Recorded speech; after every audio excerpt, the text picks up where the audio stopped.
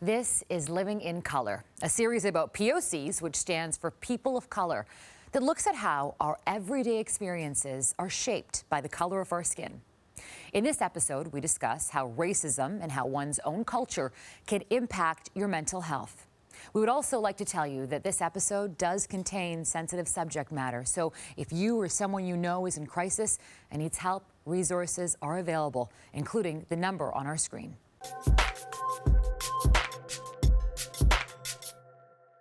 Welcome to Living in Color. I'm your host, Farah Nasser, and I'm joined by Uppala Chandraesekera, David Lewis-Peart, and on this side, Asante, Haughton, and Munira Abukar. Thank you guys so much for joining us. You know, 1 in 5 people are affected by mental health. That's according to the Canadian Mental Health Association and National Alliance on Mental Health. And when it comes to mental health, we usually talk about depression, anxiety, schizophrenia. All are important.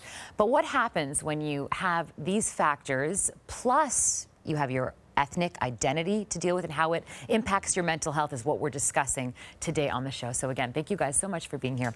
Asante, I'm going to start with you.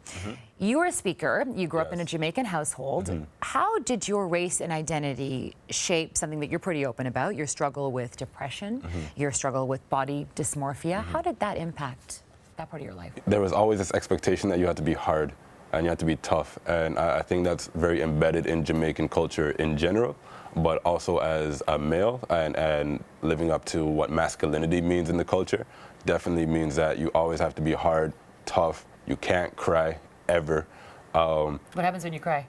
You get beat or you know, or punished in some way, or ostracized, or told that you're soft, or so it's not a positive a result at all. You talk to me about body dysmorphia. I really want to understand that and how race impacted that for you. When we talk about body dysmorphia, most people are really talking about white girls and what they're going through. And me being a heterosexual black male, it certainly wasn't something I could have spoken openly about with anybody, really. It was definitely under the table and super taboo, and just couldn't bring it up with anybody. So it was very isolating, and an experience that I very much lived alone for quite some time. So what happens when you looked in the mirror? What was that like? What did you see? Or did you look in the mirror? I didn't look in the mirror, and I guess the thing was, you know, I was very self-conscious around the fact I was very thin growing up. Some people made fun of me because, you know, of my teeth, or my head was too big for my body at the time, and all these different things, and I kind of internalized a lot of this stuff, and I started seeing exaggerated images of what other people were telling me they saw. And it was, to see that made me almost feel ashamed to be within my own skin.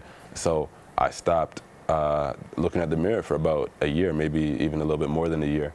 I didn't look at the mirror. When I walked by, you know, window fronts, I kind of kept my head straight so I couldn't see my reflection. It was pretty deep. Uppala, you work in this space. I would love to get your perspective in terms of the first time you were called something. We share something. We were both called Paki at a certain age. And for me, it was on the playground. And I can say, truly, it really influenced a lot of things in my life. I wanted to shy away from my culture because I saw it as something bad. Tell me about the first time you were called Paki, and working in this mental health space, how it's affected your mental health and how words can really change things. Yeah, the first time I was called that, I was about 8 years old. It was soon after we moved to Canada. I was walking home with a friend. There was a couple of teenagers in a car. They drove by and said something like, "Paki, go home." And my friend immediately was like, "Oh, I'm so sorry." And I was looking around thinking, was that directed at me? Because I'm Sri Lankan, I'm not Pakistani. I didn't understand what that comment was. And it wasn't until I went home and talked to my mom about it that she helped me understand that it was a derogatory term. But my friend, you know, she was she was white, and she understood it. And we were 8, you know, and so young. She acknowledged it, though, and apologized for it. So absolutely. Yeah. And that's the thing about these experiences. We all remember them. We can recall that first moment we experienced racism because it's so deeply personal and so deeply traumatic, right? But we're all taught to rise above it, right? We have to turn the other cheek. We have to move forward. So many of us kind of put it away in a box, and we don't fully process it, or perhaps we don't have the capacity to process it. But the thing about trauma is the body remembers trauma. So the next time something similar happens, you're re-traumatized, you're triggered. It could be a sight, a sound, a smell, or a very similar experience. And you could be re-triggered. So that's the piece. And a lot of people, when incidents happen on the subway or whatever, people say, oh, why is that colored woman so angry? Well, they're not just reacting to what happened today, but what happened last week, 10 years ago. Back and thinking about all that stuff that happened to them. You said something to me when we talked over the phone that really struck me, and it's about how people externalize versus internalize. So it's easier to pull the trigger on Dante than it is to pull the trigger on myself. Yeah. Talk to me about that. The point there is also men, right? Like men's experience of mental health is very different than women's, or at least the ways in which it externalizes or becomes visible. And for a lot of the reasons why you mentioned, Asante, young men who are struggling with mental health, depression, anxiety, sometimes it doesn't manifest in the way that people would assume that would look like, right? So I think people have this image in their heads of someone curled up in a fetal position and crying. Right. For a lot of men who've received a story similar to yours of man up and you don't cry and you hold yourself in a particular kind of way, I think that shows up in the way that some young men are violent or are harmful to other folks with their words or with their actions. And I see that a lot in communities of color, Black communities, young men who are struggling with trauma. Definitely. But you wouldn't see it. It shows up in what the news would sort of characterize as another incident, another violent incident with another young Black man. Do you have experiences where either of you externalized it versus internalized it? I did. I was the kid that was in the principal's office quite often. My mother was a single mother, a nurse, worked a lot. My father was inconsistent in his parenting at best. At worst, he was abusive. Had a story of being beaten up for crying in a very public place. And a lot of the sort of breakdown of my home is my mother, who also struggled with mental health and continues to struggle with mental health, showed up for me as behavioral issues. So much so to the fact where at some point I ended up in the care of the children's welfare system for a number of years. And so, yeah, I very intimately know what externalizing looks like for young men of color. Munira, I'm going to turn it over to you.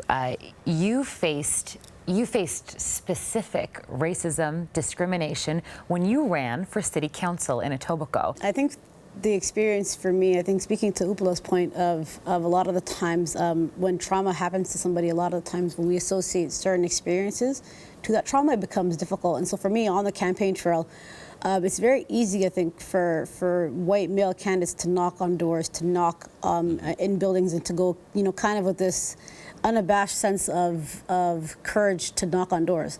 And there was a certain fear, I think, an element of fear for me knocking on doors. The fact that if I knocked on a door, certain people would say, I'm not voting for you, don't knock on my door again. Or I don't want, a lot of swear words. I don't want this expletive here at my door. Don't come to. So did they say, they said this to you explicitly, or you thought they were going to say this to you so it stopped you from going? The fear was that the thing for me was there's a fear that it was going to happen at the door, and in certain experiences it did. We had issues where we had to call the police to let us into buildings to even canvass in the first place. I had all the documents prepared, all the statements saying that I was verified by the city to run, and still supers would say you're not allowed in here. Your kind, your people are not allowed in here. Wow. And so it reached the pinnacle to the point where people felt so entitled and so afraid of my running to create change in my community that signs were being hung upside down from trees, and we had, people writing, like your swear signs. words. Yeah, my signs in particular. People writing, go home. And for me, it was really going through that experience. I felt there was a certain expectation that you had to be confident in running. You had to be, ready for everything. And I wasn't confident. I think I put on an air of confidence, but I was so afraid to do these things because we were going through people telling me, like, in my own community, you're too young to run. You're a woman. Women shouldn't be running for politics, especially women with headscarves. Maybe you should take the headscarf off. So there's so much different opinions and so much different reasons as to why I couldn't run that by the end of the campaign, I was just in a mess. Like I didn't want to go through the experience of being in the public eye and being sort of torn apart by opinions that up until that point weren't relevant to me. How did it, after the campaign, during the campaign, how did it impact you? I think for me, the challenge a lot with mental health is, especially coming from communities of color, and in my particular experience, the Muslim community, there's this absence of mental health. If you are suffering from mental health, you have a religious crisis. You need to go and have religious scripture read on you. And so there's already growing up for me, it was like this experience, not in my home personally, but if I had seen mental health, especially coming from the Somali Canadian community, where back home our solution was like to tie people to trees or to read, like scripture on them. Quran. So I felt like Quran, yeah. So I felt like growing up, I couldn't admit to, if I ever had a problem, I'd kind of just say, it doesn't exist, it's fine. I'd still suppress it.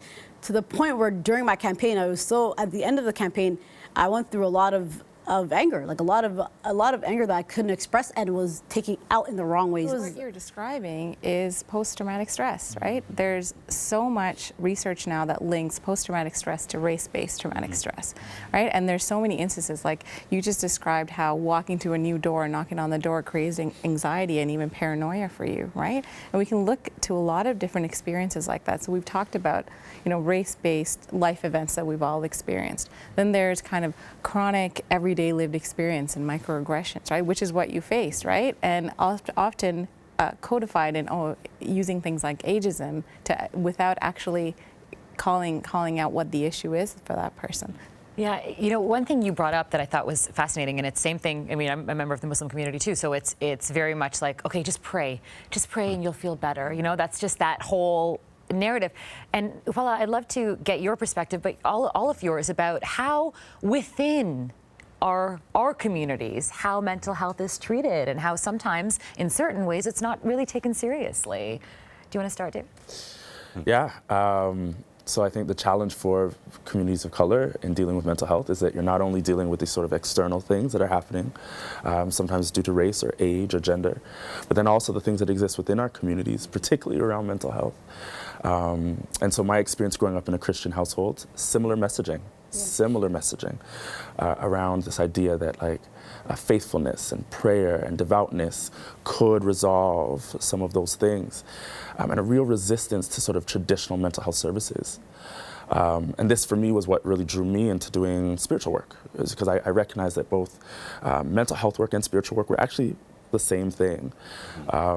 And so a lot of my work over the last number of years was and has been around building community to address these social and emotional things that the thing that you raised in terms of racism and these microaggressions and all these things that impact us.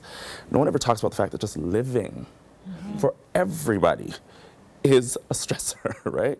Is that just being on this planet revolving around the sun takes a toll. In this day and age. And in this day and age. Yeah. So you add on to that things like age or race or religion or all these other sort of factors, you increase the likelihood of someone experiencing mental health episodes, Yeah, you address this too. I mean, if you had told your mom, you hear on TV shows and stuff, you see, somebody saying, oh, well, I talked to my therapist, blah, blah, blah, blah, blah. In our community, I mean, that doesn't really exist. You don't say things like that out loud, right? It's interesting that you say that, because despite the fact that my mom was going through her own mental health stuff, I still did not feel safe talking to her about my mental health stuff. Even when she was actively in the system, seeing psychiatrists, seeing specialists, taking medication, there was still this caution for me to not go down that road, because anytime I brought up my feelings or anything of that nature, before I even got to the mental health conversation, it was shut down immediately. The faith-based stuff, I definitely hear you. My grandmother, it was just all about just pray it away. And, You struggled with, and you've been open about this, so I'm okay saying it, because I asked you before you were okay. I mean, you struggled with suicidal thoughts to the point where you didn't take the subway because you thought you were going to jump off the platform. Yeah. And you felt like you still couldn't talk to anybody about that. Yeah, and it's interesting that when that was happening, I was so isolated, and people probably would have thought I was doing really well and happy at that time of my life, because I was doing quite well from the outside looking in. I was going to school, I was getting good grades, I had a lot of friends, social life was on point. I was making some money, I was working at a nightclub. For a young guy, barely into his 20s. This guy has his life. I was doing it. But meanwhile, I'm thinking every day about how I could jump in front of the subway train. And you still have some of the suicide notes you wrote. I still have all 3 of the suicide notes that I wrote. Why did you keep them? For me, it's a reminder that it's kind of a reminder of where I've been and where I might be again if I don't take care of myself properly. I think a lot of parents and a lot of mothers in particular are afraid to open up about the mental health and are afraid to open about the vulnerabilities they're facing because they're afraid that once that vulnerability is seen that, you know what, it gives people a room or a loophole here to take away something I've worked for in the first place. And I've seen it happen a lot of times in my community where parents will suppress to the point where they can't care for themselves, let alone their kids. Our parents, they mean well, right? Or our communities mean well, saying, here are the ways in which we coped, right? But that doesn't always work for us because if we're silent, we're suffering in silence. And a lot of the times, our worst case scenario, people tend to use really drastic coping mechanisms, whether it's alcohol, drugs, and things like that. So I think that fear of talking about it, it's kind of passed on. And we talk about intergenerational piece, right? That racism is something we all just have to endure, and we don't talk about it. And the impact it has on our mental health, we don't talk about it because the best way we can do is rise above it and get our education, get our jobs, and get our life together, right? Yeah. But we don't ever stop to deconstruct what's happened and what the impact has been on us. Asante, one of the things I was noticing was just how, on that idea of the sharing of stories and how much of your story was my story, And that's the other thing that we're sort of robbed of when we don't have the opportunity to voice what we're going through, is recognizing that there actually are a lot of other people who are struggling with comparable things, down to, the subway. I wrote a poem about, I remember in high school writing a poem about being nervous about standing too close to the subway tracks. And body dysmorphia and all of these sorts of things, and then add into it sexuality and all of the things that come with that. So yeah, the sharing of stories and the importance of that for our communities in terms of healing, as I brought up Munira. That's super dope that you said that, because one thing I've noticed with my friends is that once I started talking about my story, they started talking about their story. And doing a lot of work with young men of color, in the community, a lot of these guys who are, getting in trouble, getting suspended, getting in fights. You talk to them on a one-on-one level, and they start to tell you their story, and it's like they're going through a lot of stuff, and sometimes they're dealing with mental health stuff that they have not disclosed to anybody except maybe just me or whoever their worker might be.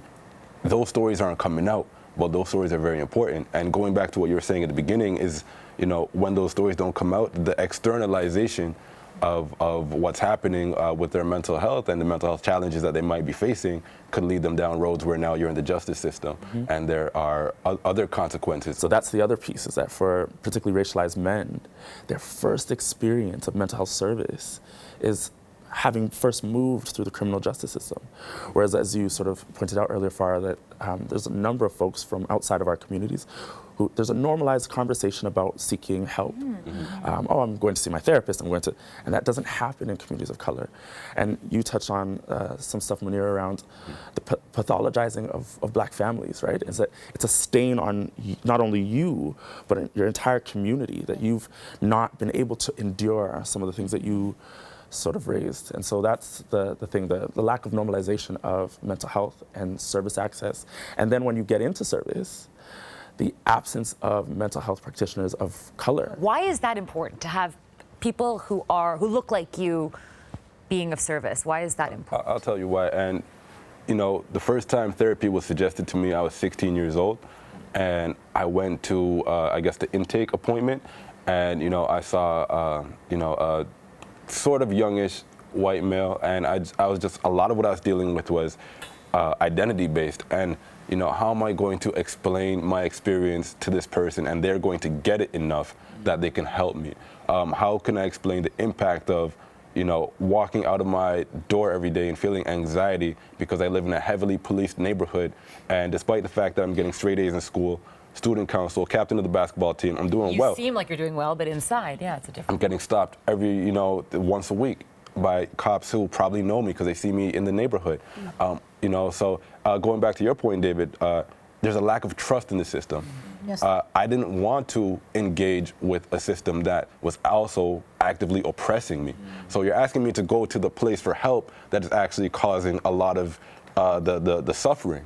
It's a double-edged sword. I think the challenges really are double-edged in that sense, where you deal with internally dismissiveness and externally you deal with delegitimization. So a lot of the times, externally, you're delegitimized as a person. You're already facing the challenge to be recognized as human in the first place. But to be recognized as a flawed human is even more of a question to be for people to be accepting in the first place. Talk to me about what you'd like to tell somebody who's watching right now, somebody who might be struggling with mental illness, or somebody who's not part of the POC community who might, want to be an ally or want to help in this way. There's a lot of ways that our communities have figured out how to cope. And there's things that we can build on. So it's not all deficit-based. One of the things that we do really well in communities of color is come together as a community.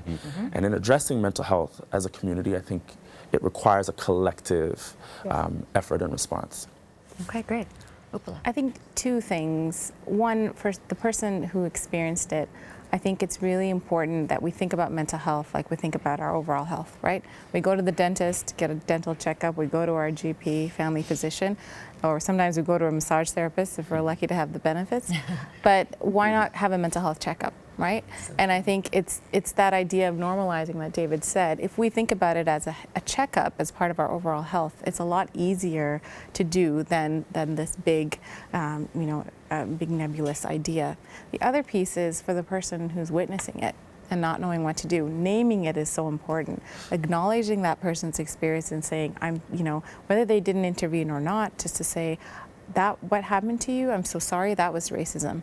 And that goes a long way because then, the person's not walking around thinking that just happened in my head. It's like your friend did when you were just young. validating that person's experience goes a long way in supporting their mental health. You're right, that does speak volumes. Asante. People will ask children who are not behaving well, what's wrong with you, rather than just what's wrong. And I think we need, to start, looking at our young people and to give them a lot more compassion and guidance and not personalizing their misbehavior or what we might perceive as their misbehavior as shameful to us as parents or siblings or family members or community members, and to start to see that, that behavior is often a symptom of something else that is happening. Still, let's interact with people as people and try to at least work on our biases and to acknowledge them and work on them and to see people as people with rich experiences that in many ways are very much like your own, even though we might express them differently based on the way we dress, the language we speak, and our traditions. Okay.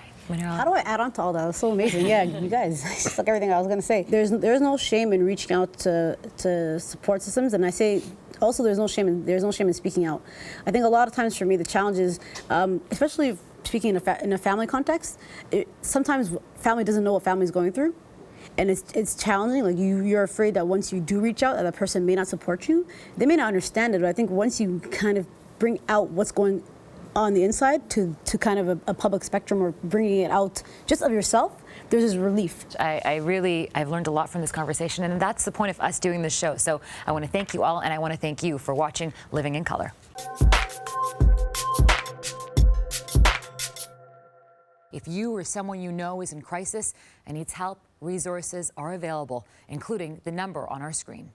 Thank you for watching Living in Color. If you enjoyed the show, please subscribe to our channel. And if you have an idea for a future Living in Color episode, we'd love your thoughts. Leave them in the comment section.